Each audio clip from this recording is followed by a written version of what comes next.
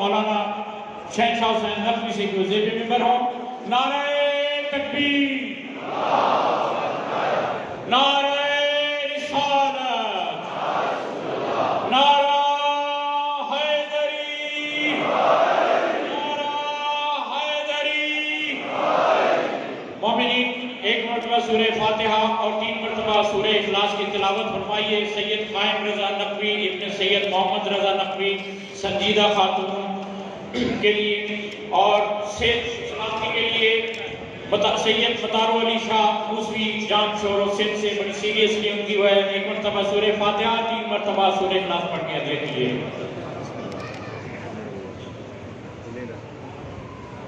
ہمارے بڑے سرگرم کارکن شبیر بھٹو صاحب کی بیٹی سیریسلی بیمار ہیں، ان کی شفا کے لیے بھی سب مل کر درود پڑھیں۔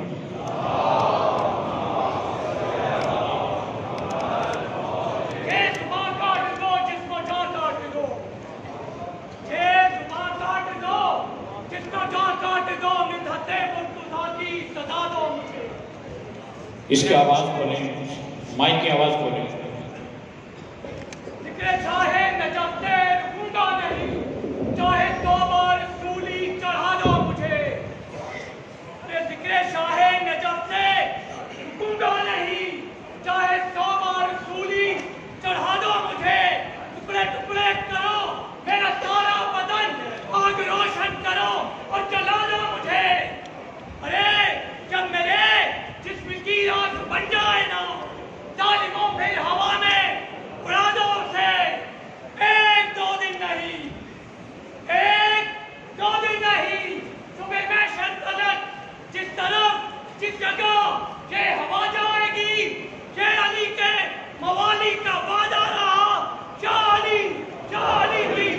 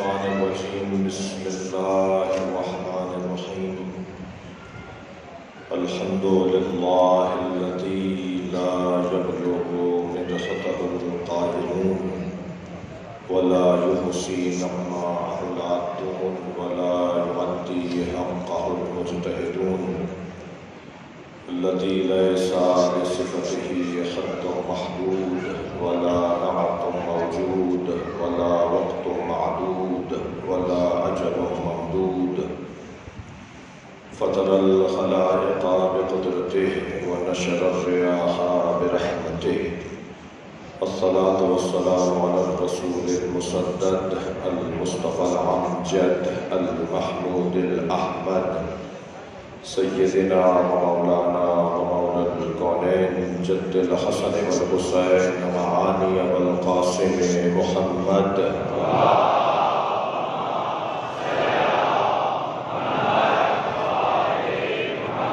وآلہ الطیبین الطاہرین المعصومین الذین قال اللہ انما يريد الله ليذهب عنكم الرجس أهل البيت ويطهركم تطهيرا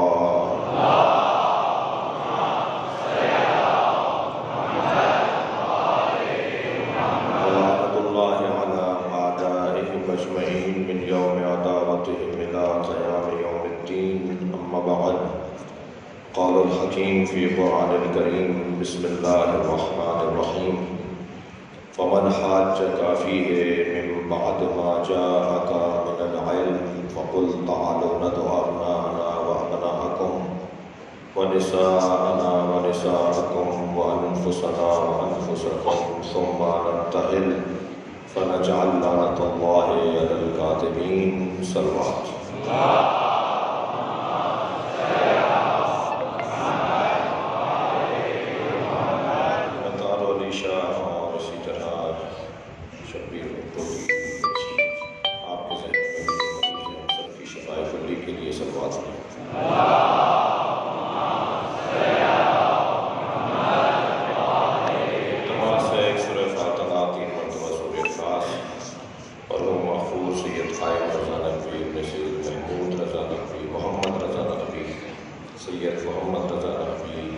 سنجیدہ خاتون، مومنین مومنات، مسلمین مسلمات جتنے بھی یہاں احباب تشریف فرما ہیں، ان سب کے مرحومین کو شامل سورہ فاتحہ۔ بسم اللہ الرحمن الرحیم۔ ایاک نعبد و ایاک نستعین، غیر المغضوب علیہم ولا الضالین۔ بسم اللہ الرحمن الرحیم۔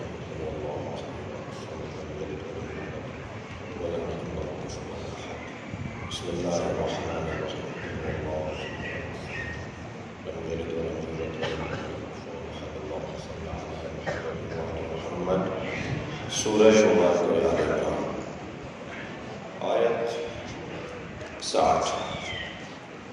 پروردگار عالم اپنے اس کلام میں عظمت اہل بیت کا ایک باب روشن کر رہا ہے۔ فمن حاجک فیہ من بعد ما جاءک من العلم، بس جو علم آ جانے کے بعد بحث کرے، کٹ حجتی کرے، ضدیت کرے، تسلیم نہ کرے، تو ان لوگوں سے پھر مباہلہ ہوگا۔ پہلی بات تو میرے کم سن ساتھیوں، ہمیں اپنا دلیل ہونا چاہیے، دلیل کے آگے جھک جانا چاہیے، یا دلیل دیں یا دلیل لیں۔ جو علم اور استدلال کے بعد بھی بحث و مباحثہ کرے اسے اللہ پسند نہیں کرتا۔ بات یہ ہے کہ گفتگو دلیل سے ہونی چاہیے، اور گفتگو معتدل اور انتہائی سنجیدگی سے ہونی چاہیے، اور علم اور دلیل کے بعد بحث کی کوئی گنجائش نہیں رہنی چاہیے۔ میں ایک فضائی سفر میں تھا، میرے ساتھ ایک پاکستان کے بہت بزرگ عالم دین مفتی صاحب تھے۔ ہم نے اپنے دوستوں سے کہا کہ ہمیں ان کے ساتھ سیٹ کروا دیجیے، ہماری سیٹ ساتھ کروا دیجیے، کچھ رستے میں گفتگو ہو جائے۔ گفتگو کے درمیان بہت ساری باتیں ہوئیں، ان میں سے ایک بات میں نے ان سے کہا کہ آپ اپنے دوستوں سے کہیے کہ وہ ہمارے خلاف اسلحہ نہ اٹھائیں، وہ ہمارے خلاف بندوقیں نہ اٹھائیں، وہ ہمارے خلاف نامناسب غیر مہذب زبان استعمال نہ کریں، بلکہ ہمارے خلاف کتابیں لکھیں، ہمارے خلاف قلم اٹھائیں، ہمارے خلاف تحریریں لے کر آئیں۔ کہنے لگے بڑے حوصلے کی بات ہے، بڑے جگر کی بات ہے، آپ یہ دعوت دے رہے ہیں۔ میں نے کہا دیکھیے، ان کے اسلحہ اٹھانے سے، ان کی زور زبردستی اور دھونس سے بات کرنے سے ہمیں کوئی نقصان نہیں ہوگا، بلکہ مجموعی طور پر ہمیں فائدہ ہوگا۔ اگر سیاست بھی کرنی ہے تو پھر ہم تو کہیں گے کہ جی ایسے لوگوں کو بولنے دیجیے، اس لیے کہ اب سے 50 سال پہلے امریکہ میں، کینیڈا میں، لندن اور مغربی ممالک میں ایک امام بارگاہ بھی نہیں تھا، کوئی جلوس نہیں نکلتا تھا، کوئی مجلس نہیں ہوتی تھی۔ پاکستان میں اتنا حسینیوں کو مارا گیا کہ پوری دنیا میں حسینیت ہے۔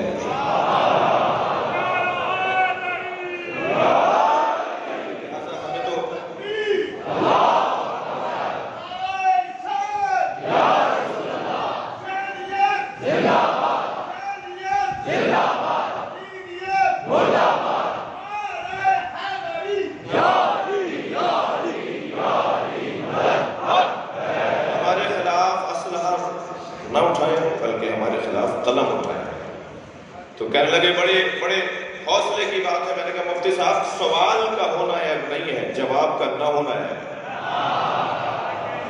پھر ہم بات کریں گے نا، پھر ہم دلائل دیں گے۔ اور الحمدللہ سب کا احترام رہنا چاہیے، کسی کے بارے میں کوئی منفی بات ہم نہیں کر رہے، لیکن قرآن کی تفسیر، احادیث کا علم کسی طور بھی ہمارے پاس کسی سے کم نہیں ہے۔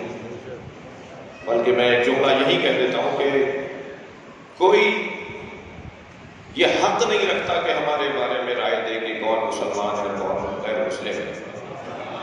تم سے سوال یہ ہے کہ تم ہو کون جو یہ طے کر رہے ہو کہ کون مسلمان ہے، کون کافر ہے، کون مسلمان ہے، تمہاری حیثیت کیا ہے؟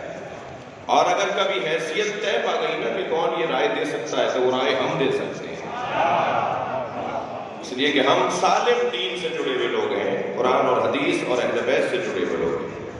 تو یہ والی بحث نہیں، بلکہ دلیل سے بات کرو، استدلال سے بات کرو،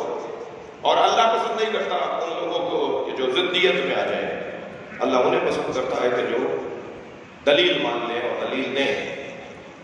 ہاتھو برہانکم ان کنتم صادقین. کہاں ہے تمہاری دلیل؟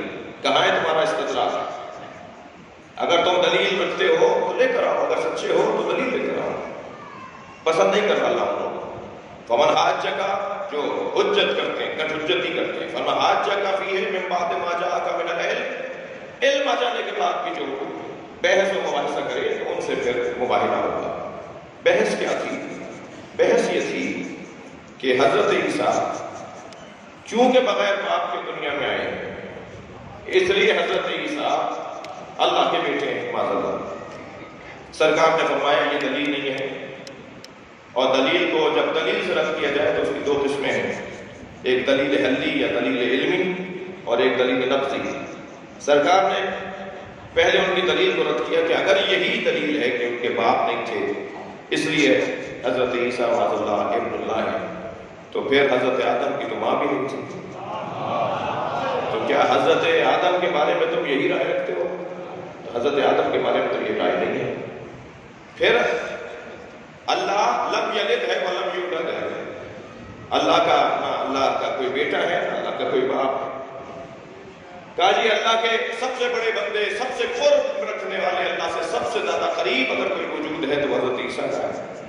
تو سرکار نے اس کا جواب یہ دیا کہ ان کان للرحمن ولد، اگر رحمان کے لیے کوئی ولد ہوتا فانا اول العابدین، میں سب سے پہلا بندہ ہوں، میں سب سے پہلا بندہ ہوں اللہ کا. اگر یہی طے کر رہے ہو کہ جو سب سے زیادہ قرب رکھے، جو سب سے بڑا بندہ ہو معاذ اللہ، وہی پھر اللہ کا بیٹا ہو، تو میں تو اول العابدین، سب سے پہلا بندہ تو میں ہوں. اول سے مراد ترتیب میں بھی اول سے مراد حیثیت میں بھی اول. سرکار حیثیت میں بھی اول العابدین اور ترتیب میں بھی اول العابدین. کچھ نہیں تھا اور ہمارے نبی تھے. اللہ نے سب سے پہلی مخلوق اگر بنائی ہے تو اسے مصطفیٰ کہا جاتا ہے. بلکہ میں یوں کہہ دوں کہ اللہ نے انہیں بنا کر ہی ان کے طفیل میں سب بنایا، اور بلکہ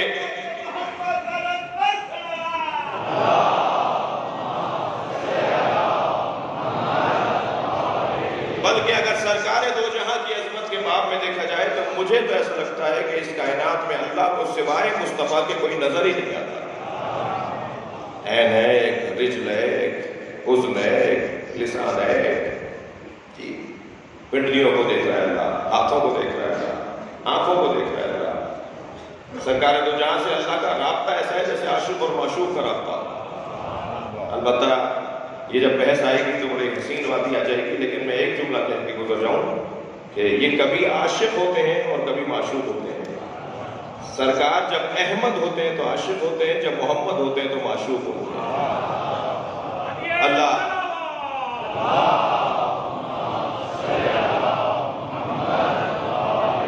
مجلس میں یقیناً نعروں کی ہماری مجلس کا، ہماری تہذیب کا حصہ ہے، میں اس سے تو نہیں روک سکتا، لیکن پھر مجھے 2 گھنٹے کی پڑھنی پڑے گی مجلس، کیونکہ اگر میں وہ وقت نکالوں کہ جو میرے دوستوں کی عقیدتوں کا وقت ہے تو پھر مجھے 2 گھنٹے کی پڑھنی ہوگی. اجازت ہے پھر 2-4 نہیں بسم اللہ کہا ہے، ابھی بھی 2-4 نہیں کہا ہے.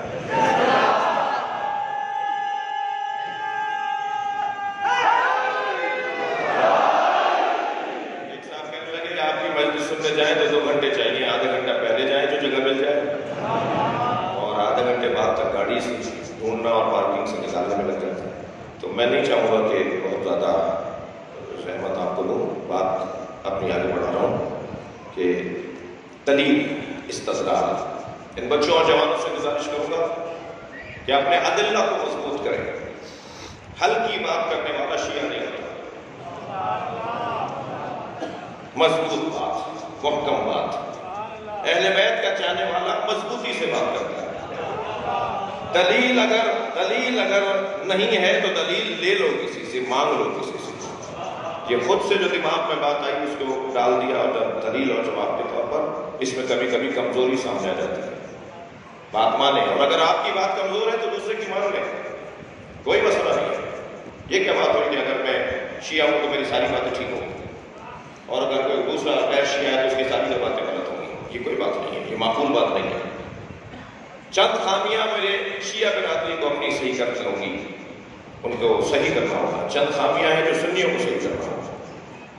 کمزوریاں کچھ وہاں ہیں، کمزوریاں کچھ یہاں ہیں. اس وقت اگر میں کمزوریوں کی طرف جاؤں گا تو میں اپنے مضمون سے دور ہو جاؤں گا، لیکن ایک اشارہ کروں گا. سوچیں کہ وہ کون سی کمزوریاں ہیں جو شیعہ برادری میں ہیں، وہ کون سی کمزوریاں ہیں جو سنی برادری میں ہیں، اور ان کمزوریوں کی طرف توجہ کر کے خود سے دور کرنے کی ضرورت ہے. یہ بھی قاعدہ لے لیجیے کہ پوری قوم کبھی بھی ٹھیک نہیں ہوتی.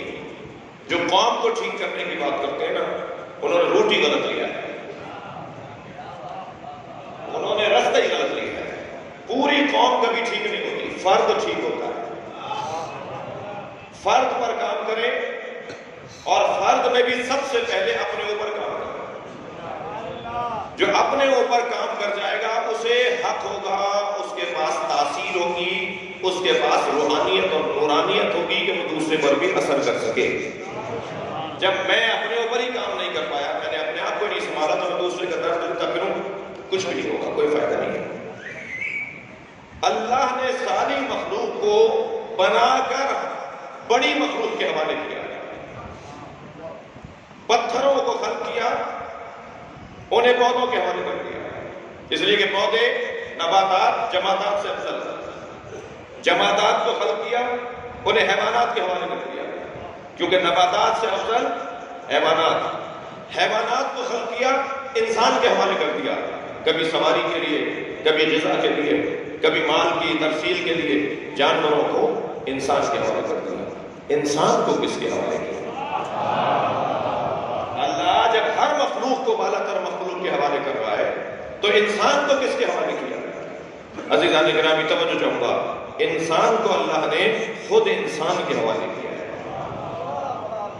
یا ایھا الذین آمنوا علیکم انفسکم، اے صاحبان ایمان تمہیں تم پر واجب کیا گیا ہے.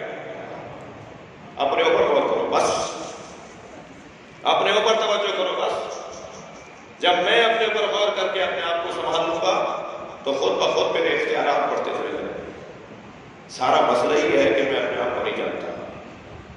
ساری مشکل ہی ہے کہ مجہول ترین مخلوق انسان ہے. یہ پودوں پر تو ڈاکٹر ہو جاتا ہے، یہ پتھروں پر تو پی ایچ ڈی ہو جاتا ہے، یہ فلکیات کے اوپر تو ڈبل پی ایچ ڈی ہو جاتا ہے، مگر اپنے بارے میں سادہ زبان میں کہوں 5ویں پاس بھی نہیں ہوتا. اپنے آپ کو جانتے ہی نہیں کہ میں کیا ہوں. سب سے بڑی خامی انسان کی ہے کہ انسان اپنے آپ کو نہیں جانتا. بس جس دن میں نے اپنے آپ کو پہچان لیا، ہم نے فرد نے اپنے آپ کو پہچان لیا، وہی دن میری انسانیت کا پہلا دن ہوتا. توجہ چاہوں گا. اور پہچاننے کا مطلب کیا ہے؟ توجہ نہیں طرف رہے.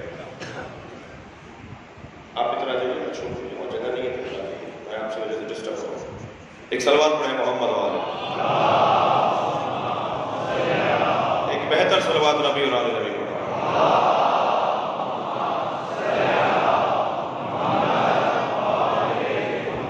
اس سے بہتر سلوات نبی کی ذات.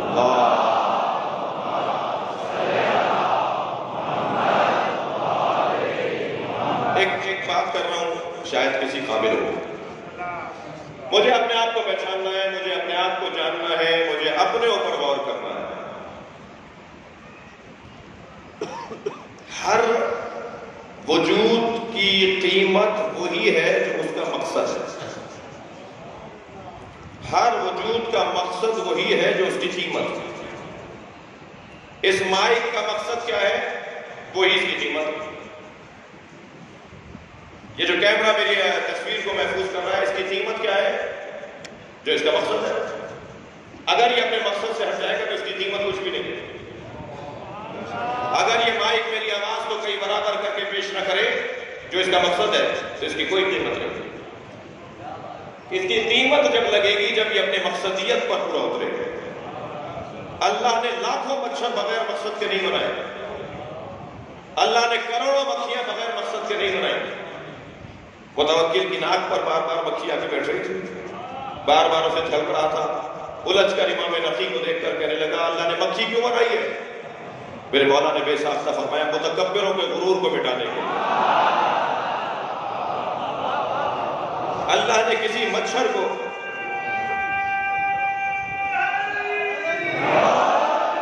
بغیر مقصد کے کسی مکھی کو نہیں بنایا، تو پھر اللہ نے مجھے اور آپ کو بغیر مقصد کے کیوں بنایا ہوگا؟ ہمارا بھی کوئی مقصد ہے، بس جو میرا مقصد ہے وہی میری قیمت ہے۔ قیمت کل امرئ ما یحسنہ، ہر شخص کی قیمت وہی ہے جس کو وہ پسند کرتا ہے۔ اب اس وقت میری اور آپ کی قیمت لگی ہوئی ہے جسے عزاداری کہا جاتا ہے، یہ عزاداری میری قیمت ہے۔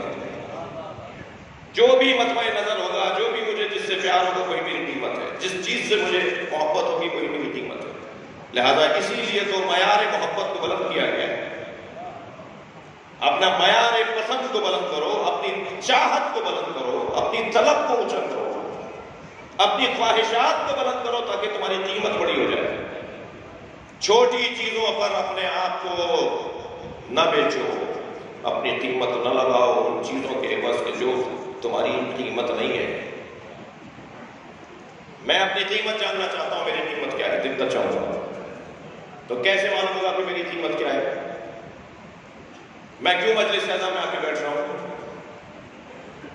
اس لیے کہ مجھے کچھ اخلاقی کمالات سے پیار ہے، اور اخلاقی کمالات کا مجموعہ اہل بیت ہے، لہذا مجھے اہل بیت سے پیار ہے۔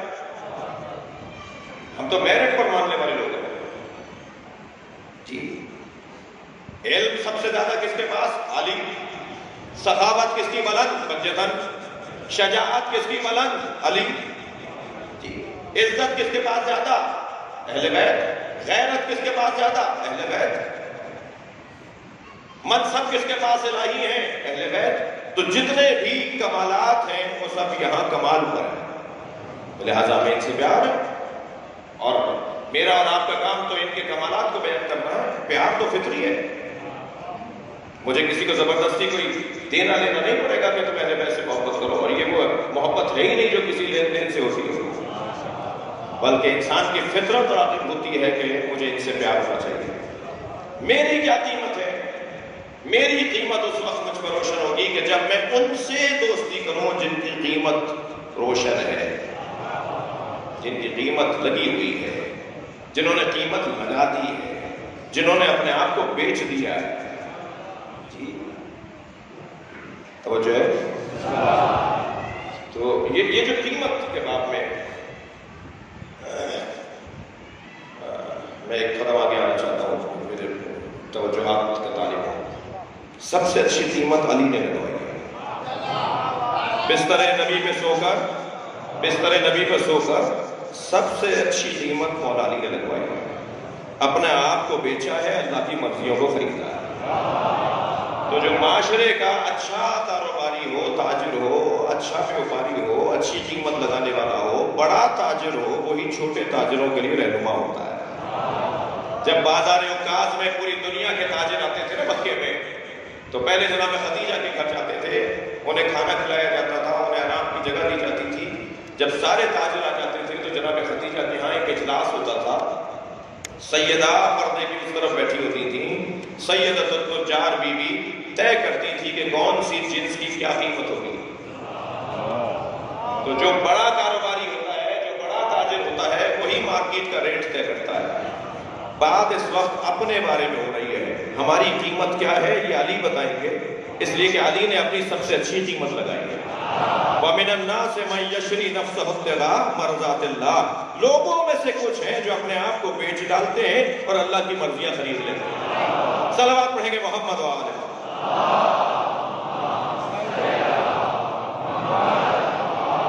اب علی مولا نے سب سے اچھی قیمت لگائی، اب مولا سے ہی پوچھتے ہیں مولا ہماری قیمت کیا ہے؟ وہی بتائیں گے ہماری قیمت کیا ہے۔ نہج البلاغہ میں علی فرماتے ہیں خبردار یاد رکھنا تمہاری قیمت جنت، لا تبیعوها الا الجنہ، خبردار اپنے آپ کو نہ بیچنا مگر جنت کے عوض۔ عزیزو علی نے ہماری قیمت جنت بتائی ہے، اور یہ جنت علی نے بتا کر ہم پر احسان کیا ہے کہ اس سے کم نہیں بیچنا، زیادہ سے زیادہ مل جائے تو لے لینا۔ جنت ہماری کم قیمت ہے، زیادہ قیمت نہیں ہے، کم سے کم جنت۔ پلاٹ، مکان، جائیداد، زمین، فلیٹ، گاڑی، بنگلہ، یہ ہماری قیمت نہیں ہے۔ بھائی بھائی پر مقدمہ کر رہا ہے زمین کے چکر میں، تو قیمت لگا دی نا اپنی، نہیں، ہماری قیمت جنت، اور جنت بھی کم سے کم قیمت۔ زیادہ سے زیادہ قیمت کیا ہے؟ سورہ زمر، وسیق الذین اتقوا ربهم الی الجنہ زمرا، کچھ لوگوں کو جنت میں دھکا دے کر لے جایا جا رہا ہوگا، تو پوچھیں گے وہ لوگ کہ جو جنت کے خواہاں ہیں، طالب ہیں، جنت چاہتے ہیں، وہ کہیں گے یہ کون ہے جنہیں دھکا دے کے جنت میں لے جا رہے ہیں، جا بھی نہیں رہے، جنت میں بھی نہیں جانا چاہتے، یہ کون ہے؟ آواز آئے گی ہم حداث الحسین، جنت ان کی کم قیمت لگی ہے، یہ حسین کو دیکھنا چاہتے ہیں۔ صلوات پڑھیں گے عظمت حسین پر۔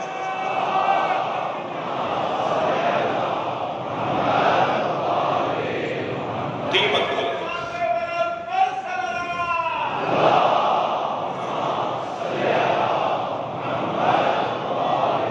اپنی قیمت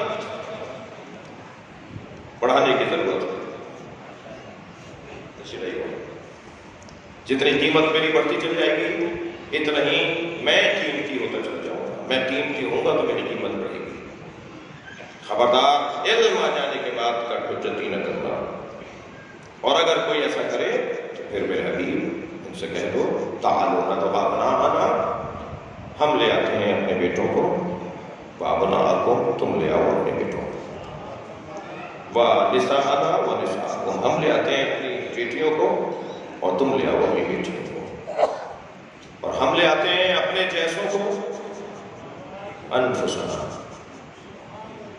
ترجمہ یہ نہیں ہوگا کہ ہم اپنے نفسوں کو لاتے ہیں، تو عربی ہے، اردو بولو، ہم اپنے نفسوں کو لاتے ہیں تو اپنے نفسوں کو لاؤ، اردو کیا ہوگا؟ ترجمہ کیا ہوگا؟ ہم اپنے جیسوں کو لاتے ہیں، تم اپنے جیسوں کو لاؤ۔ بڑا شوق ہے امت کے ایک طبقے کو کہ نبی جیسا بولے، کہ ہم نبی جیسے ہیں، نبی ہم جیسے ہیں۔ صرف ایک موجود ہے جسے نبی جیسا کہا گیا ہے، وہ ہے علی۔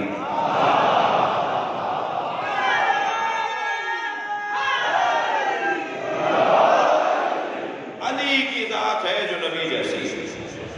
میری آج کی مجلس کی تمہید یہاں مکمل ہوئی۔ کیوں بار بار مولا علی کی بات کریں؟ کیوں علی کا ذکر زیادہ کیا جائے؟ کیوں ہر محفل کا عنوان علی؟ کیوں ہر مجلس کا عنوان علی؟ اس لیے کہ جتنا علی کا ذکر ہوگا اور وہ بھی اہتمام کے ساتھ ہوگا، اسی مجلس کے اندر اگر میرے برادران اہلیوں نے کچھ فرمایا کہ دوستوں نے اگر انتظام اچھا نہ کیا ہوتا تو یا ان سے اختلاف ہوتا یا لوگ کم ہو جاتے، کہ بھائی انتظام اچھا نہیں ہے، مائک صحیح نہیں چل رہا، پنکھے نہیں چل رہے تھے، مثال اگرچہ یہی میں کہتا ہوں کہ یہ مرکز ہے آپ کا، یہ اسلام آباد کا مرکز ہے، ہمارے داخلی مسائل نرم گرم ہوتے رہتے ہیں، ہوتے رہیں گے، شیعوں کی تاریخ یہ ہے، لیکن امام بارگاہ بننا چاہیے اور شان سے بننا چاہیے۔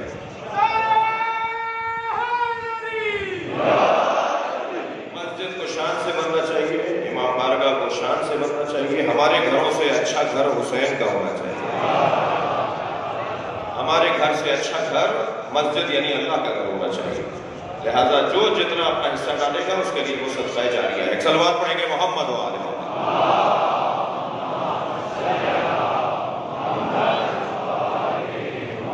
توجہ کر رہا ہوں، توجہ چاہوں گا آپ سے، توجہ چاہوں گا۔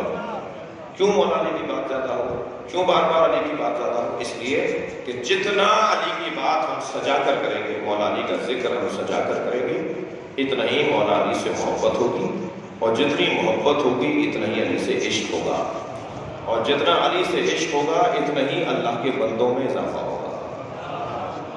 اور اصل ہدف یہ ہے، یہ وسیلہ ہے، یہ ذریعہ ہے اللہ تک پہنچنے کا۔ اصل ہدف یہ ہے کہ یخرج الناس من عبادت الناس الی عبادت الرحمن، لوگوں کو نکالا جائے بندوں کی بندگی سے اللہ کی بندگی کی طرف۔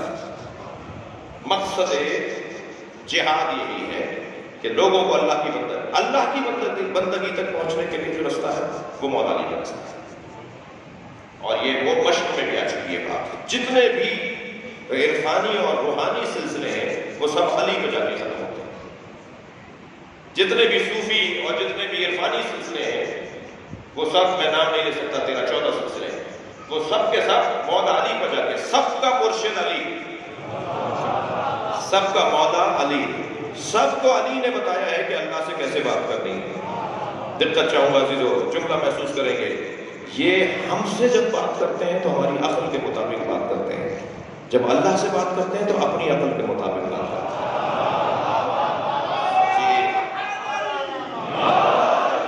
اگر مجھے مولا کائنات کا معیار عرفان دیکھنا ہے تو مجھے مولا کی دعاؤں کو دیکھنا ہوگا. اگر مولا سجاد کا معیار عرفان دیکھنا ہے تو دعاؤں کو دیکھنا ہوگا. ایک ایک دعا، 56 دعائیں صرف صحیفہ کاملہ میں، ایک ایک دعا پر 10-10 جلدیں لکھی جاتی ہیں، تب بھی لکھنے والا کہتا ہے میں نے کچھ نہیں لکھا. ہم اس گہرائی میں نہیں ہوا تو اتر پاتے، اس کی گہرائی، اس کی تہ تک نہیں پہنچ پاتے جو امام نے ایک جملہ بھی کہا.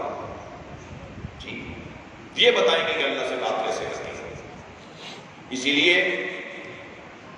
جتنے بھی علی کے مرید ہیں، وہ حضرت شہباز قلندر ہوں، وہ شاہ عبداللطیف بٹائی ہوں، وہ حضرت جلال الدین ہوں، وہ حضرت امام بری ہوں، وہ حضرت عبداللہ شہبازی ہوں، وہ اجمیر شریف میں خواجہ صاحب ہوں، وہ حضرت غریب نواز ہوں، جتنے بھی بر صغیر میں اور پھر دنیا میں جتنے بھی علی کے مرید ہیں، ان سب کو اللہ نے عزت بنام علی عطا کی.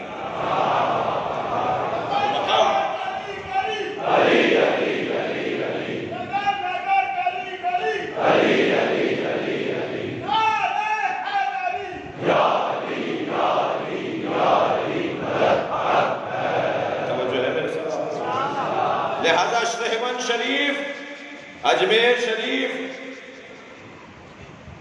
مگر نجف اشرف،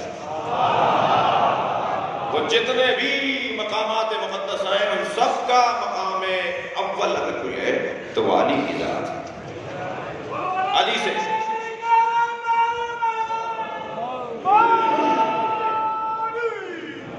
توجہ کر رہے ہیں آپ، یہ محبتوں کا، آپ کی عقیدتوں کا انداز ہے. اور میں ایک منزل آگے آنا چاہتا ہوں. عشق ہے،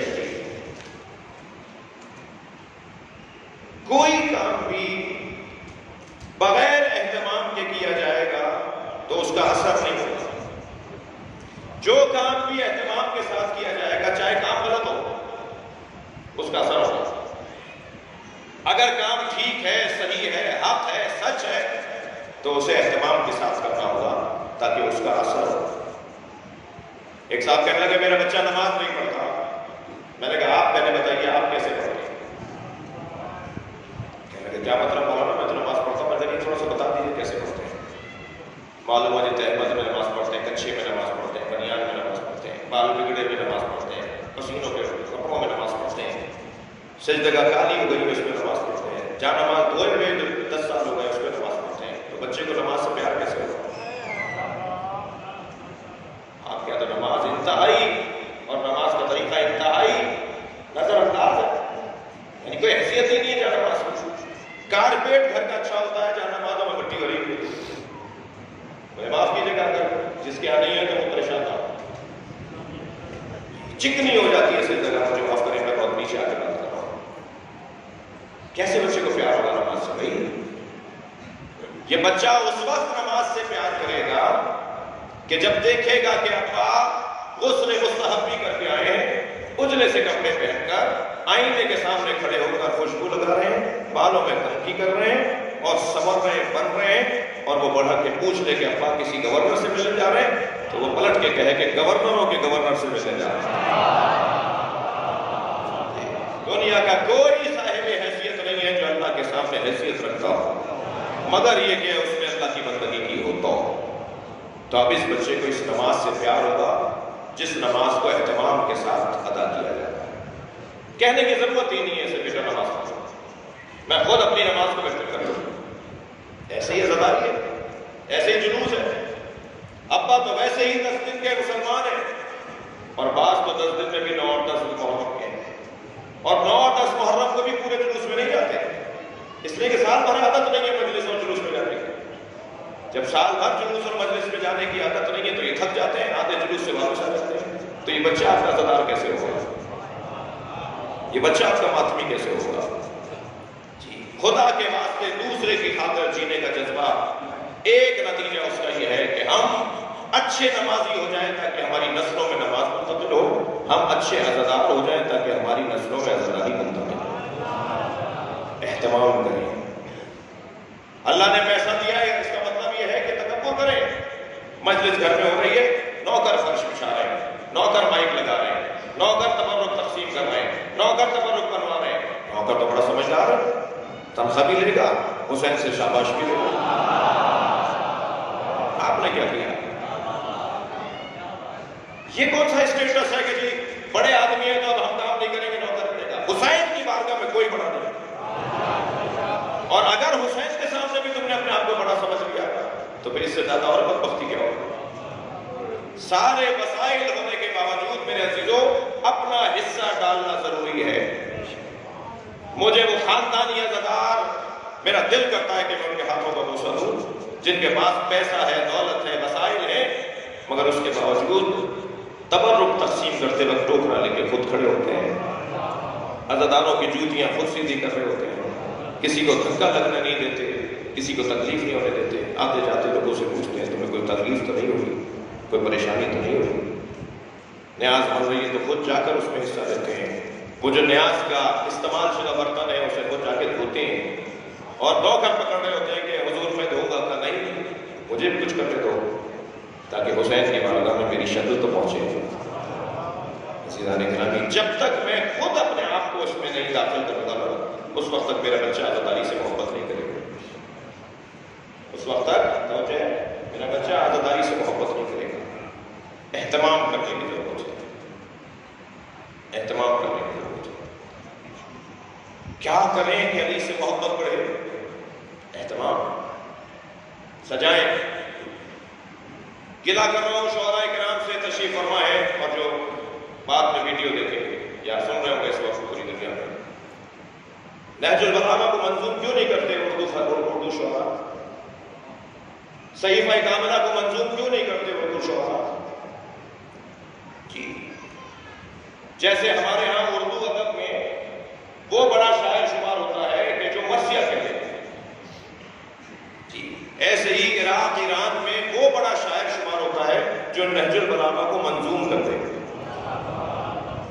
واللہ اگر ہمارے شعراء نے منظوم کرنے کی غرض سے ہی نہج البلاغہ کو پڑھ لیا تو خود ہی فکری بگاڑ ختم ہو جائے گا. علی کی بگاڑ نہیں آنے دیں گے. علی کو پڑھنے والا کبھی بگڑے ہوئے دماغ کا نہیں ہوتا.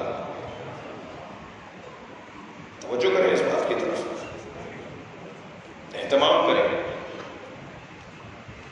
سب سے, بلکہ میں کہوں گا کسی سے کم نہیں ہے پاکستان کے اہل بیت کے چاہنے والے, دنیا کے کسی شیعہ سے کم نہیں ہے عقیدتوں میں, مگر آپ کے پاس آج تک نہج البلاغہ کی مفصل شرح نہیں ہو.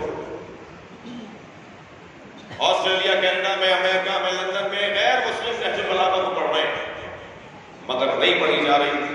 تو پاکستان میں اور کیوں نہیں پڑھی جا رہی کہ وہ سمجھ میں نہیں آتی.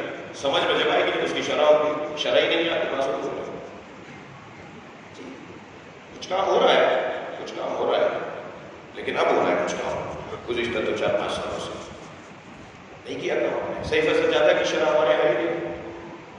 ماشاءاللہ نعرہ تو ہم اچھا لگاتے ہیں اور لگانا چاہیے, اس کا بھی اپنا کام ہے, ضرورت ہے.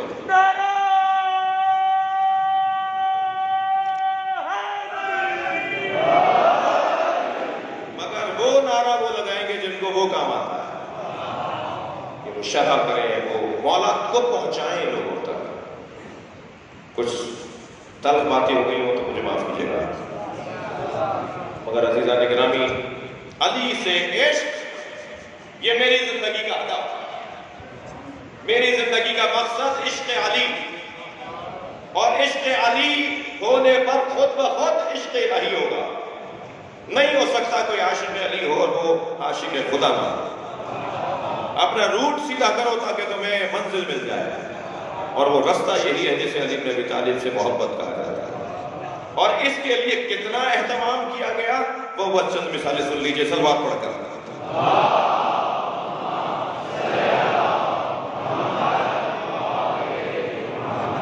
کتنا اہتمام کیا گیا، نبی کو عاشق علی بنایا گیا۔ سب سے زیادہ، سب سے بڑا عاشق علی نام بتانے جا رہا ہوں۔ علی کے سب سے پہلے عاشق کو محمد کہا جاتا ہے۔ سرکار دو جہاں سے بڑا کوئی علی کا عاشق ہی نہیں ہے۔ اور عشق علی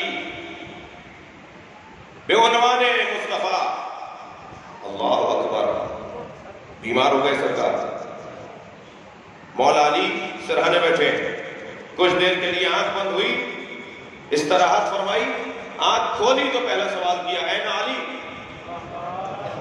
علی کہاں ہے؟ کہتے ہیں میرے مولا فرماتے ہیں، اچھا دو طرفہ یہ بات ذہن میں رہے کہ عشق دو طرفہ ہوتا ہے۔ نبی جتنا علی سے عشق کرتے ہیں، علی بھی نبی سے اتنا عشق کرتے ہیں، اور ایسا ہی عشق ہے جیسے اس ہاتھ کو اس ہاتھ سے ہو، ایسا ہی عشق ہے جیسے سینے کو سر سے ہو، جیسے اس آنکھ کو اس آنکھ سے ہو۔ یہ دو کب ہیں جو عشق نہ ہو؟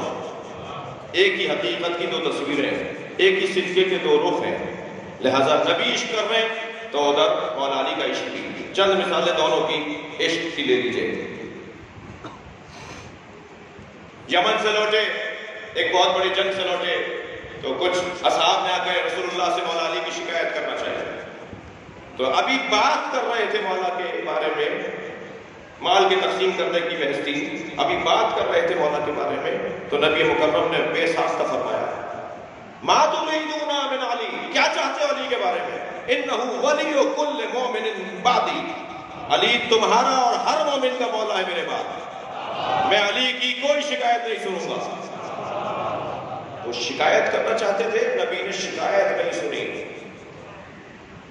میرے مولا علی فرماتے ہیں، ابھی علی سے نبی کا پیار اور علی کا نبی سے پیار، فرماتے ہیں لا یقار قلبی من فراقہ ساعتا، مولا علی فرماتے ہیں مجھے میرے دل کو ایک لمحے کے لیے بھی نبی سے فراق برداشت نہیں، میں ایک لمحے کا فراق بھی نبی مکرم سے برداشت نہیں کر سکتا، میں علی نبی کے بغیر نہیں رہ سکتا۔ بھائی بھائی بنا رہے سرکار، فلاں تم فلاں کے بھائی ہو، فلاں تم فلاں کے بھائی ہو، جی مواخات، سب کو سب کا بھائی بنا دیا۔ علی ممبر کے ساتھ کھڑے ہیں، علی بن ابی طالب کو کسی کا بھائی نہیں بنایا، جب سب کو بنا دیا تو مسکرا کے مولا کی طرف دیکھا اور فرمایا ما اخرتک الا لنفسی، میں نے تمہیں آخر میں اس لیے رکھا ہے کہ تم ہی تو میرے بھائی ہو، یا علی انت اخی فی الدنیا والآخرہ، یا علی تم دنیا میں بھی میرے بھائی ہو اور آخرت میں بھی میرے بھائی ہو۔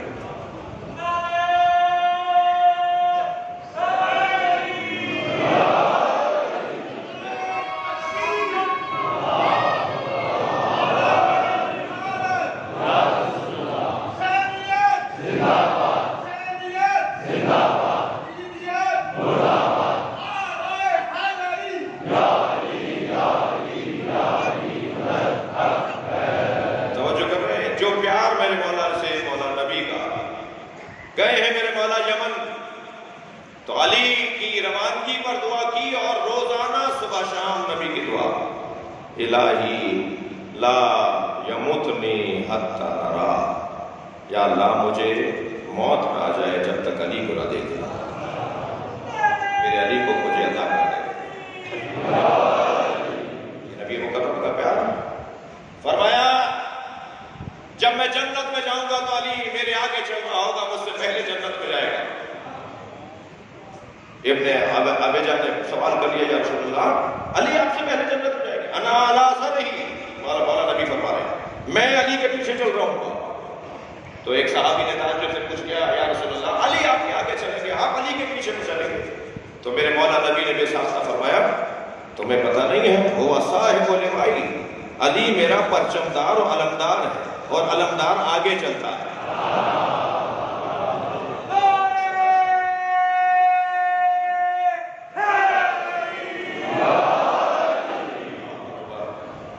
مثالیں دے رہا ہوں آپ کو مولا نبی کے پیار کی۔ میرے مولا نبی فرماتے ہیں میں معراج پر جب بھی گیا،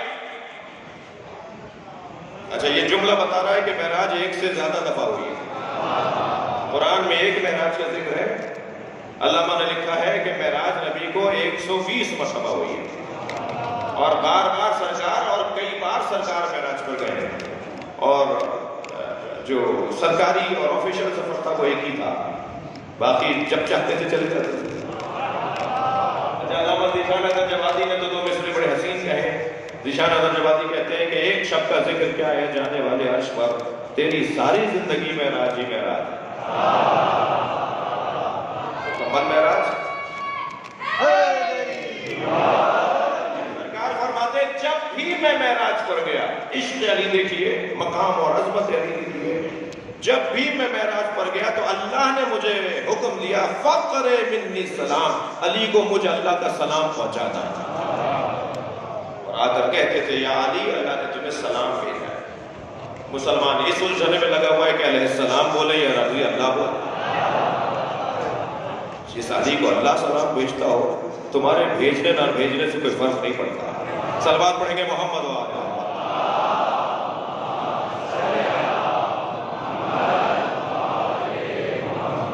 مولا علی کا عشق دیکھیے، مولا علی کا پیار دیکھیے. نبی کی رحلت کے 10 سال بعد کسی نے کہا یا علی آپ خضاب کیوں نہیں کرتے، بال سفید ہو گئے. تو فرمایا نحن قوم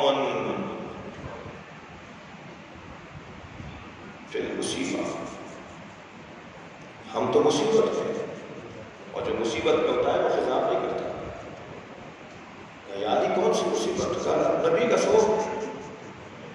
10 سال بعد نبی کی رحلت کے 10 سال بعد علی سے کہا جا رہا ہے، کہہ رہے ہیں نحن قوم فی المصیبہ، ہم مصیبت زدہ ہوں. کیا مصیبت ہے؟ نبی کی رحلت ہوگی، اس سے بڑھ کر اور مصیبت ہے. مولا حسن لے آئے مولا علی کے سامنے ایک شربت کا. بابا ایک شربت بنایا ہے. فرمایا اس میں کیا ڈالا ہے؟ کہ یہ بھی چیزیں ڈالی ہیں.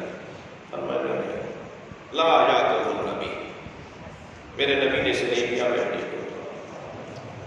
بحث حرام حلال کی نہیں ہو رہی کہ کیا حرام ہے جو نبی نے نہیں کیا، جو نبی نے نہیں کھایا اس کو کھانا حرام ہے. یہ بحث کی ہو رہی، بحث عشق کی ہو رہی ہے، بات عشق کی ہو رہی ہے. نبی نے میرے لیے شربت کو تو نہیں کرایا، میں بھی نہیں کروں. جب آتے تھے گھر میں مولا نبی کھڑے ہو جاتے تھے اور ایسے لپٹتے تھے جیسے بہت مدت بعد ملاقات ہوئی. اور امہات المومنین اور اہل بیت حتی حسنین اور جناب زہرا وہ بھی وہاں سے اٹھ جاتے تھے کہ اب رازداری کا موقع ہے. اور مولا نبی اور مولا علی تنہائی میں بیٹھ کے گفتگو کرتے تھے. اور پیار ایسا ہے کہ ایک دن کہنے لگے یا علی ہلکی ہلکی بارش برس رہی ہے، فوار پڑ رہی ہے، چلو صحرا میں چلیں. دونوں بھائی مولا نبی اور مولا علی صحرا میں گئے. وہاں جا کر بیٹھے، کچھ راز کی گفتگو کی اور کہا علی کسی چیز کی خواہش ہے؟ فرمایا جنت کا کوئی پھل کھلوائیے. سرکار نے ارادہ فرمایا جبرائیل 5 انار جنت کے لے کر آئے. کہا یا رسول اللہ ایک آپ کا ہے، ایک علی کا ہے، ایک حسن کا ہے، ایک حسین کا ہے، ایک زہرا کا ہے. یہ 5 انار جنت کے ہیں. ایک انار سرکار نے کھایا، ایک انار مولا علی نے کھایا، 3 انار رومان میں باندھ لیے. لے کے چلے. رستے میں ایک محترم شخصیت نظر آئی، انہوں نے پڑھ کر کہا یا علی آپ کے ہاتھ میں کچھ ہے، ہمیں بھی دے دو. علی سے کوئی مانگے اور علی نہ دے. میرے مولا نے رومال کھولا تو انار غائب، رومال اٹھایا تو انار پلٹ آئے. لا کے جناب زہرا کو دیا، حسنین کو دیا اور پھر نبی سے پوچھا یا رسول اللہ انہوں نے انار مانگے، میں نے جب دینا چاہے تو انار نہیں تھے. فرمایا جنت کا میوہ سوائے معصوم کے کوئی کھا نہیں سکتا.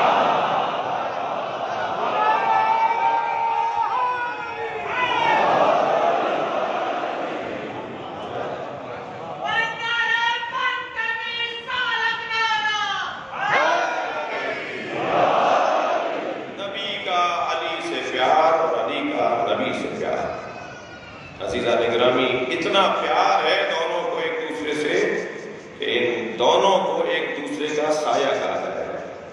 بلکہ کہہ دو کہ جس نبی کا سایہ نہیں تھا اسی کے سایہ کو علی کہتے ہیں. کبھی علی کے بغیر مولا نبی کا دن مکمل نہیں ہوتا. انتظار کرتے ہیں کون ہے جو میرے ساتھ یہ تیرے مشوی کھائے گا. کہ وہی کھائے گا جو تم جیسا ہے، جس سے تمہیں پیار ہے اسے کھلاؤ.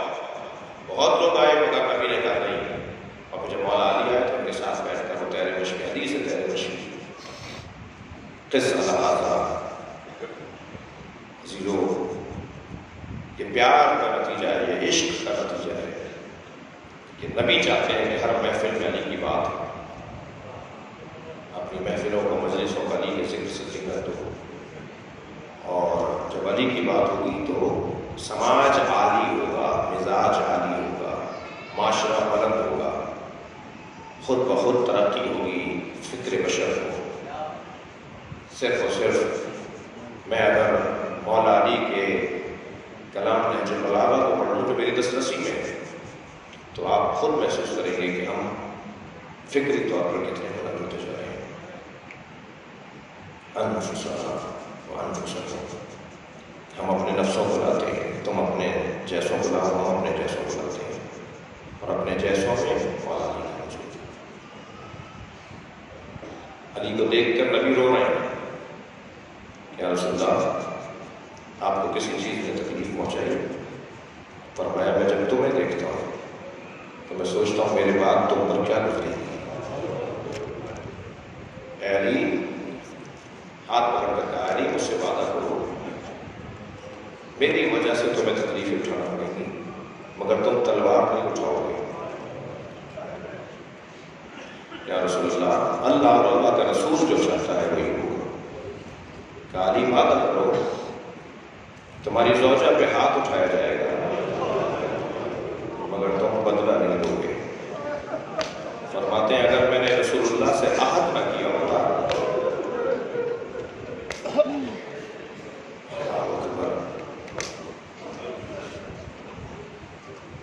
12 مہر لگی ہوئی دستاویزات جبریل لے کر آئے، کہا یا رسول اللہ یہ آپ کے 12 جانشینوں کے احکامات ہیں، اللہ نے آپ کے 12 خلفاء کے احکامات بھیجے ہیں. مولا علی نے اپنے حصے کا کھولا، باقی امام حسن کو دے دیے. امام حسن نے اپنے حصے کا کھولا، امام حسین. ہر امام اپنے اپنے حصے کے احکامات جو اللہ کی مشیت ہے، جو اللہ ان سے چاہتا ہے، انہیں بتا دیا کہ کیا ہونا ہے، تمہیں کیا کرنا ہے. وہ کھولتے تھے اور اس حکم کے مطابق اپنے امامت کے ایام کو گزارتے تھے. علی کو پہلے سے پتا تھا. یہ بچہ پوچھتا ہے اس وقت علی کہاں تھے جب دروازہ گر رہا تھا؟ علی وہیں تھے، علی دیکھ رہے تھے. یہی تو امتحان تھا نا علی کا. فرماتے ہیں یا علی تلوار نہیں اٹھاؤ گے. بیٹھے ہوئے تھے، کھڑے ہو گئے، آنکھوں میں آنسو بھر کے کہا اچھا یہ ہے نا ذہن میں میرے بچوں اور جوانوں کے کہ مولا علی غیرت مند بہت تھے. جناب زہرا کی میت جنازہ جب اٹھا رہے تھے تو امام حسن سے پوچھا کہ تابوت کے نیچے کوئی ہے؟ میں ایک سایہ محسوس کر رہا ہوں. فرمایا بابا ہماری بہن زینب اماں کو قبر تک پہنچانے ہمارے ساتھ جانا چاہیے. فرمایا تابوت کو رکھ دو، زینب کو گھر پہنچا جائے. میں نہیں چاہتا کہ زینب کا سایہ بھی کوئی دیکھ لے. جو علی اپنی بچی کا سایہ بھی، میں نے پڑھا کہ جب نبی کے مزار پر جناب زینب جاتی تھی نا تو رات کی تاریکی میں لے جایا جاتا تھا تاکہ شہر بند ہو جائے اور کوئی اجنبی رستے میں مل نہ جائے. اور اگر مل بھی جائے تو حلقہ بنا کر جناب زینب کو لے کے جاتے تھے. امام حسن آگے چل رہے ہوتے تھے، امام حسین پیچھے چل رہے ہوتے تھے، محمد حنفیہ دائیں، عباس بائیں. اس سجا کر اہتمام کے ساتھ جناب زینب کو لے جاتے تھے. جب مدینے میں بی بی سوار ہو گئی تھی تو جیسے ہی بیت الشرف سے جناب زینب باہر آئی تو وہاں سے عباس آگے بڑھے، وہاں سے علی اکبر آگے بڑھے، اور سنیں گے مولا حسین نے بھی کرسی چھوڑ دی، آگے بڑھ کر سہارا دیا. پوچھا تو معلوم ہوا یہ علی کی بیٹی زینب ہے. اللہ آپ کو شام بی بی کی قبر کی زیارت کا شرف عطا کرے. جب جائیں نا جناب زینب کی زیارت کے لیے تو زیارت نامہ ضرور پڑھیے گا. زیارت نامے کے پہلے ہی صفحے پہ لکھا ہوا ہے سلام ہو اس زینب کبریٰ پر کہ جب 11 محرم کو اونٹ پر بٹھائی جا رہی تھی تو وہ نہر کی طرف اشارہ کر کے آواز دے رہی تھی، عباس اٹھو اپنی بہن کو سوار کرواؤ، تم نے مجھے مدینے میں سوار کیا تھا۔ اجرکم اللہ، اجرکم اللہ، آوازیں بلند ہیں، اللہ آپ کو اس کا اجر و ثواب عطا فرمائے۔ جو رونے آئے ہیں تکلف کر کے نہیں روئے گے، آنکھوں سے آنسو تو صدقے جاری ہیں، لیکن جب آپ کی آوازیں بلند ہوتی ہیں تو امام جعفر صادق دعا دیتے ہیں، مولا رضا دعا دیتے ہیں، امام محمد باقر مصلی بچھا کر رونے والوں کے لیے دعا دیتے ہیں۔ اہل بیت کی آرزو ہے اہل بیت پر اور امام حسین پر گر گیا۔ مولا علی کہاں تھے؟ مولا وہیں تھے، مولا دیکھ رہے تھے، تبھی تو مولا کو اول مظلوم کہا گیا ہے، سب سے بڑا مظلوم علی۔ اللہ اکبر۔ ایک صاحب کہنے لگے میں نے اپنی زوجہ کو ایک تماچا مارا، ہمارا جھگڑا چل رہا تھا، انہوں نے مجھے پھر ایک جملہ کہہ دیا، میں نے غصے میں آ کر اپنی زوجہ کو ایک تھپڑ مار دیا۔ 3 دن کے بعد مجھے احساس ہوا کہ مجھے مارنا نہیں چاہیے تھا، تو میں نے اپنی بیوی سے، وہ فرماتے ہیں میں نے اپنی بیوی سے معافی مانگی، مجھے معاف کر دو، میں نے تم پہ ہاتھ اٹھایا۔ تو کہنے لگے میری زوجہ مجھ سے کہتی ہے آئندہ کبھی ایسا ہو تو اتنا خیال کیجیے گا میرے بچوں کے سامنے نہ مارے۔ جب آپ بھاگ گئے تھے میری بیٹی دیکھ رہی تھی، وہ 3 دن سے بخار میں ہے اور کہتی ہے اماں آپ کو بابا نے مارا۔ سنیں گے عزیزانو، امام حسن ایک گلی سے نہیں گزرتے تھے، مدینے کی ایک گلی تھی جس سے امام حسن نہیں گزرتے تھے، جب وہ گلی آتی تھی رستہ بدل دیتے تھے۔ کسی نے پوچھا مولا آپ اس گلی سے کیوں نہیں گزرتے؟ فرمایا میری ماں زہرا پر ہاتھ اٹھایا گیا۔ اجرکم اللہ، اجرکم اللہ۔ اللہ کسی غم میں نہ رلائے، سوائے غم اہل بیت میں ہمیں رونے رلانے والا میں کھڑا۔ جب مجلس میں بلند آوازوں سے آپ روتے ہیں تو میں نے کل بھی کہا تھا خیال رہے کہ کوئی ایک آواز کسی امام کی بھی آ رہی ہے، کوئی قرصہ لینے آتا ہو۔ اجرکم اللہ۔ کچھ دوستوں کی خواہش، کچھ دوستوں کی فرمائش اور میں بھی کچھ مسائل اس کیفیت کے حامل ہو کر بیان کرنے کی کوشش کرتا ہوں جو میرے بیان کا، ہمارے بیان کا حق ہے۔ مسائل کا حق تو ہم ادا نہیں کر سکتے، نہ آپ رو کر ادا کر سکتے ہیں، نہ پڑھ کر میں ادا کر سکتا ہوں۔ یہ زینب 3 سال کی ہیں، نبی دروازے پر سلام کرنے آئے، السلام علیکم یا اہل بیت النبوہ ومعدن الرسالہ ومختلف الملائکہ ومحبت الوحی۔ نبی نے سیدہ کے دروازے پہ فجر کے بعد سلام کیا، بی بی زینب نے دروازہ کھولا۔ جتنا پیار حسین سے نبی کو ہے اس سے کم پیار نہیں ہے زینب سے، اتنا ہی پیار زینب کبریٰ سے بھی ہے۔ آگے بڑھ کے پیشانی کا بوسہ دیا اور کہا بیٹا تم دروازے پہ کیوں آئی ہو؟ کہا بابا رات کو خواب دیکھا ہے۔ اماں زہرا کہتی ہے نانا سے تعبیر پوچھو۔ نبی اپنی بچی کو سامنے لے کر بیٹھ گئے، اپنے سامنے بٹھایا، زینب کیا خواب دیکھا ہے؟ نانا میں نے خواب دیکھا ہے صحرا میں تنہا ہوں، میں ایک بیابان میں تنہا ہوں، نانا تیز آندھی چل رہی ہے اور آندھی اتنی تیز ہے کہ میرے پیر زمین سے اکھڑ رہے ہیں۔ میں نے ایک درخت کا سہارا دیا مگر کچھ دیر کے بعد وہ درخت زمین سے اکھڑ گیا۔ نانا پھر دور ایک درخت نظر آیا، میں نے اس کا سہارا لیا مگر وہ درخت بھی زمین سے اکھڑ گیا۔ پھر ایک تیسرا درخت نظر آیا، میں نے اس کا سہارا لیا، وہ درخت بھی زمین سے اکھڑ گیا۔ نانا اگر خواب یہاں مکمل ہو گیا ہوتا تو میں آپ کو اتنی زحمت نہ دیتی۔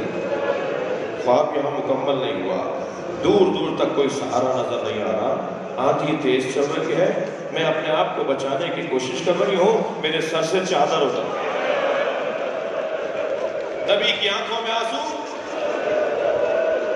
فرمایا زینب تمہارے 3 سہارے ہیں، تمہارا بابا علی تمہارا سہارا، تمہارا بھائی حسن، بھائی حسین تمہارے سہارا، اور زینب ایک بیابان ہوگا جسے کربلا کہتے ہیں۔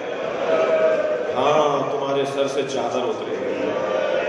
اللہ اکبر۔ رونے والوں میرے ایک سوال کا جواب ذہن میں لا کر گریا کریں، جو زینب کبھی بابا کے سامنے بغیر چادر کے نہ جاتی، جو زینب کبھی بھائیوں کے سامنے بغیر چادر کے نہ جاتی۔ میں رونے والوں سے سوال کر رہا ہوں جنہیں رونا آ رہا ہے، اس نے شام غریبہ میں نماز مغرب کیسے پڑھا؟ بغیر چادر کے علی کی بیٹی۔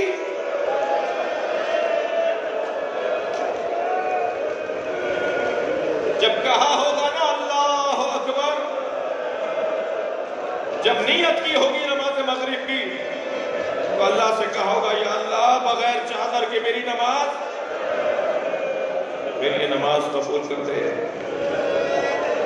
اجرکم اللہ، اجرکم اللہ۔ آپ کی آوازیں غلط ہیں، مجھے چند منزلیں لینی ہیں۔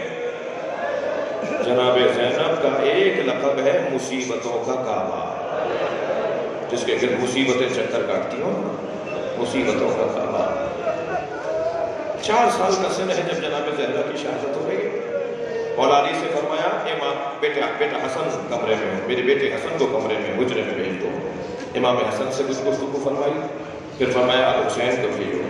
مولا علی نے امام حسین سے کہا جاؤ اپنی ماں سے وصیتیں سنو۔ جا کر امام حسین نے ماں سے کچھ وصیتیں سنی، آخر میں فرمایا زینب کو بھیجو۔ اب جناب زینب حجرے میں آئی، تقریباً 4 سال کا سن ہے۔ جناب زینب سے فرمایا زینب یہ صندوق سے اٹھا کے لاؤ۔ جناب زینب صندوق سے اٹھا کے لائی، بیٹا اسے کھولو، اس میں کیا ہے؟ کھولا تو اس میں کفن رکھے ہوئے تھے۔ فرمایا زینب یہ جنت سے 5 کفن آئے تھے، پنجتن کے 5 کفن آئے تھے اور 5 حنوط آئے تھے کفنوں کے ساتھ۔ پہلا کفن نانا کو دے دیا تمہارے، اب یہ 4 کفن ہیں، ایک ایک دکھاتی رہو، میں بتاتی رہوں اس کا کون سا کفن ہے۔ جناب زینب نے ایک کفن دکھایا، میری بیوی نے فرمایا انہی دنوں میں تمہارے بابا گھر میں آئیں گے اور انہیں میں نے بتا دیا ہے کہ کفنوں کی ذمہ داری زینب کی ہے۔ تمہارے بابا آ کر میرا کفن تم سے مانگیں گے، یہ میرا کفن ہے جو جنت سے آیا، یہ کفن اپنے بابا کو دے دینا۔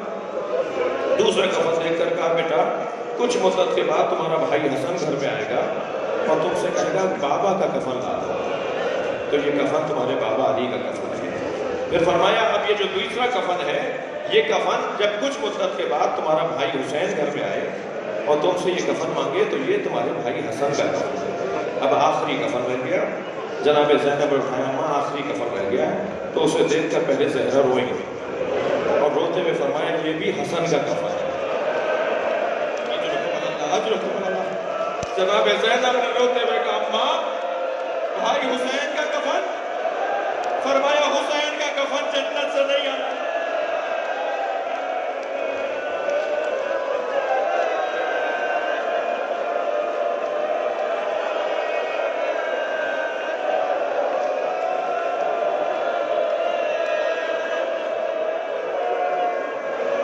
میرا حسین بغیر کفن کے دفنایا جائے۔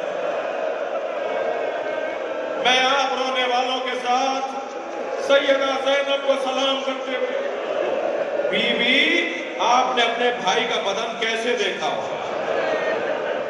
سب سے پہلا زائر بدن حسین کا، امام حسین کے جسد مبارک کا پہلا زائر امام سجاد۔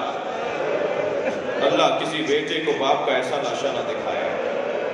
رو رہے ہیں نا، رو رہے ہیں نا، امام کی پسلیاں کمر سے نکل رہی ہیں، امام کے بدن پہ گھوڑے دوڑائے گئے۔ ایک ظالم کہتا ہے کہ جب خیمے لوٹ رہے تھے میں لوٹنے گیا تو سب لٹ چکا تھا، میں نے ایک لوٹتے ہوئے سپاہی سے کہا تم نے سارے خیمے لوٹ لیے، سب لوٹ لیا، مجھے کچھ نہیں ملا، تو اس نے کہا حسین کا بدن لوٹا جا رہا ہے۔ اپنی آوازوں کو آزاد کریں گے، میں 2 منزل لوں گا۔ کہتا ہے میں دوڑا حسین کے بدن کے قریب تو مجھے وہاں بھی پہنچنے میں دیر ہو گئی تھی، حسین کا امامہ کوئی لے گیا تھا، حسین کی آبا کوئی اتار کے لے گیا تھا، حسین کی نانے نے اتار کر کوئی لے گیا تھا، بس حسین کے بدن پر ایک پھٹا ہوا کرتا تھا جو خود میرے مولا نے جگہ جگہ سے پھاڑا تھا پہننے کے بعد۔ کہتا ہے میں نے اس پھٹے ہوئے کرتے کو دیکھا تو میں نے کہا کہ اس کی تو کوئی قیمت نہیں ملے گی، تو میں وہ کرتا حسین کے بدن پہ چھوڑ کر جانے لگا تو اچانک میری توجہ ہوئی کہ حسین نے اس کرتے کو روکنے کے لیے کمر میں پٹکا باندھا ہوا ہے، تو میں نے کہا اس پٹکے کی قیمت مل جائے گی۔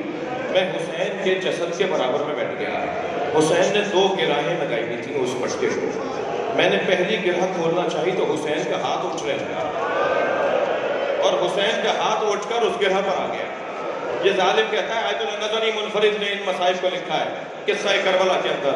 یہ ظالم کہتا ہے میں نے مکمل طاقت سے حسین کا ہاتھ ہٹانا چاہا مگر حسین کا ہاتھ ہٹ نہیں رہا تھا تو میں نے خنجر نکالا. حسین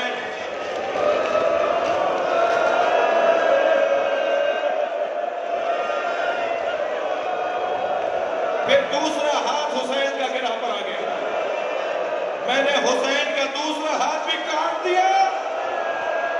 میں رونے والوں سے پوچھوں زینب نے کیسے دیکھا ہوگا, سکینہ نے کیا دیکھا ہوگا.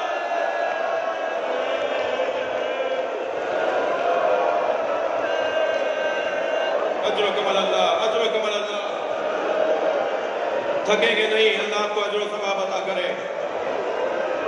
جب آئی ہے نا اپنے بھائی کے بدن پر تو بھائی کا لاشا پہچانا نہیں گیا تو آواز دے کر کہا انت اخی زینب, تم ہی زینب کے بھائی حسین ہو.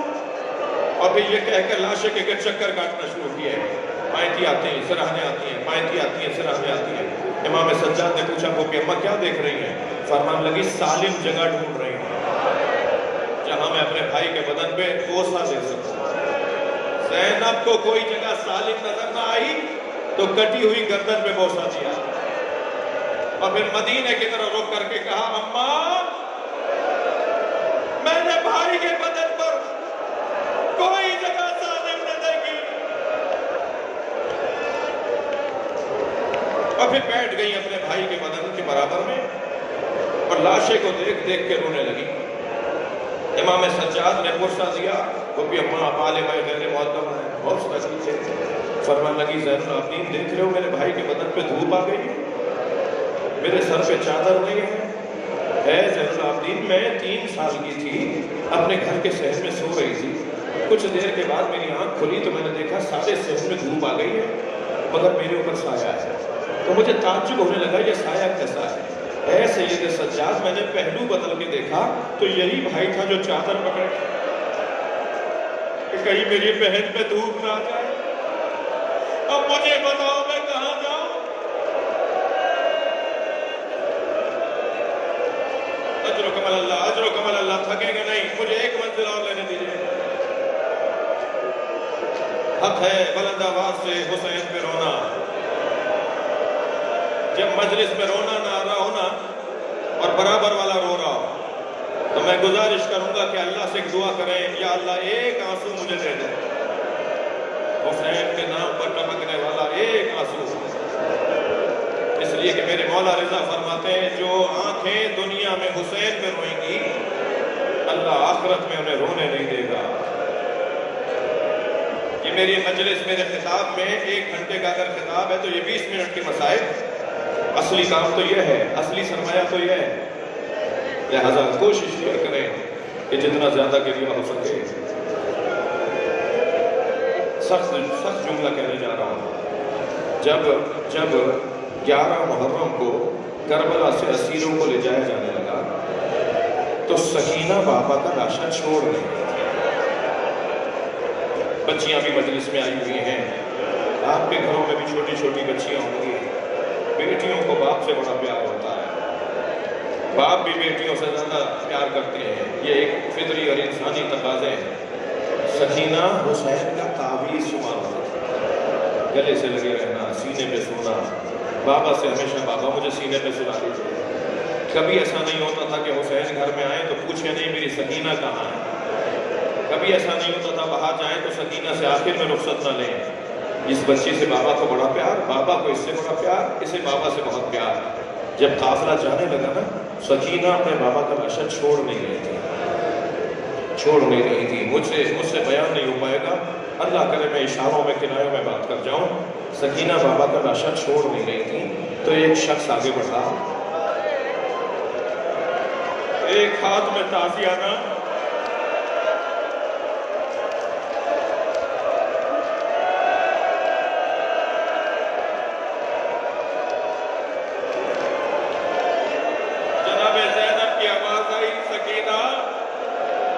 بابا کا لاشا چھوڑ دو. بچی بابا کو مڑ مڑ کے دیکھتی نہیں. اجرکم اللہ. ایک اور بیوی ہے جو لاشا چھوڑ نہیں رہی. اجرکم اللہ. وہ ہے بیوی رباب. میرے مولا حسین فرماتے ہیں مجھے وہ گھر اچھے لگتے ہیں جن گھروں میں رباب اور سکینہ نامی عورتیں ہوں. سکینہ نے, میری زوجہ رباب نے وفاداری کا حق ادا کیا. جناب رباب لاشا نہیں چھوڑ رہی تو جناب رباب پر ہاتھ اٹھایا گیا. میں کیا پڑھوں؟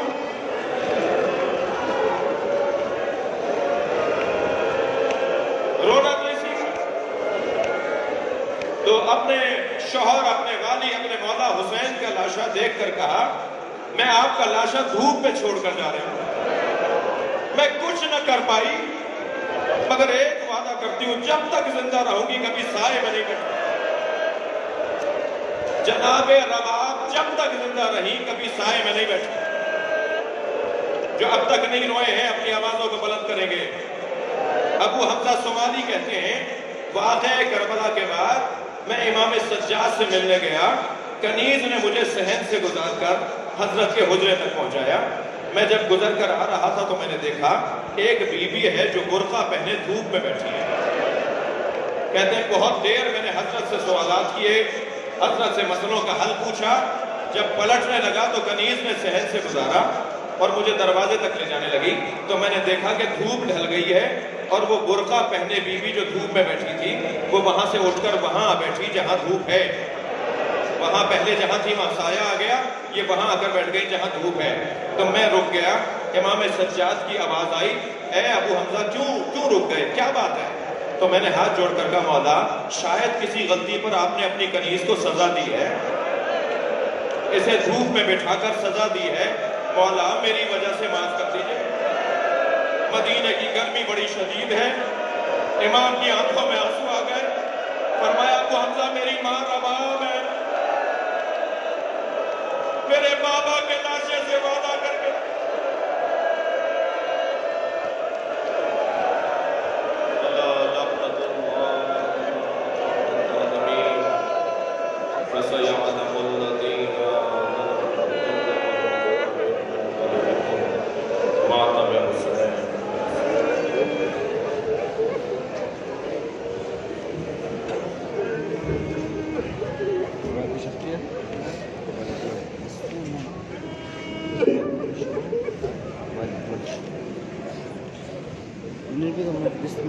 فدایان حسینی مرکزی مدنی دستہ فدایان حسینی ہال میں تشریف لے آئے.